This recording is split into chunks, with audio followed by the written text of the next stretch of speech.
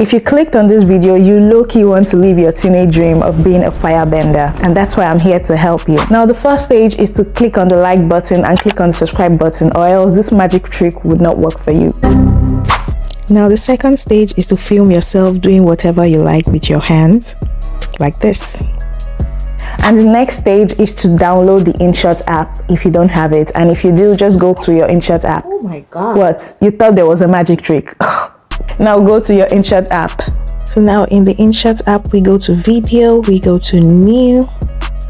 We choose the video we want to edit. As you can see, there is no fire, spark, or sound, and that's what we're going to add now by going to peep. To add the effect, we overlay a video with a flame.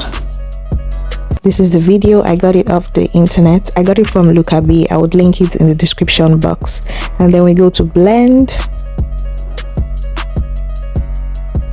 Now blending the video would remove the black background because we just need the fire, and choose your preferred blend option.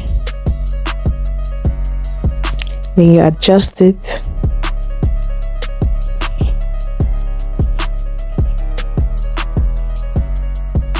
Next is to mask. We use the mask because we want to make the fire get the shape of our fist, and also to be able to adjust the size properly.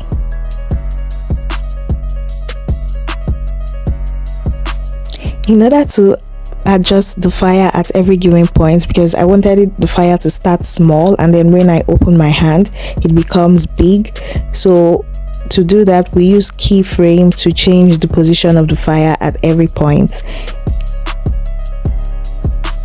So you add keyframe, then you make it big and switch the position. When you add keyframe once, the app automatically add keyframes for you at every given position. So every time you move the clip to the next part, it adds a keyframe for you, so you don't need to do that all the time. Now the next part is for you to add the fire spark to give it a more magical and realistic effect. Then you blend it to remove the darkening. I prefer to use the screen or color dodge, but in this video I use the color dodge blend. Now this is how the video should look like, but there is obviously something missing. The next step is to add the fire sound effect, which I would also link in the description box.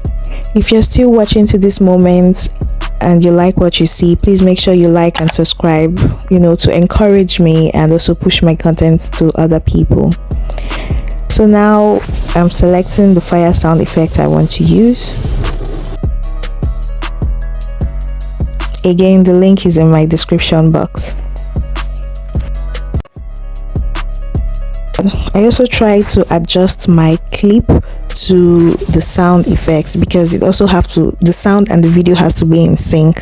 The sound should be heavy when the fire appears and stable while the fire is on, and then it also has to have an effect when the fire is going out of my hand, So I try to adjust the video to match the sound, but then I realized the sound is not enough, the sound timer. So the sound is about, I think, 5 minutes and the video is 10 minutes. So I simply split the sound and then extended it to the end, then duplicated the middle, because the middle sound will be consistent anyways. The only difference would be the beginning sound and the ending sound. So I just basically duplicated the middle sound, and yeah, so now the sound is enough. And here is the finished product.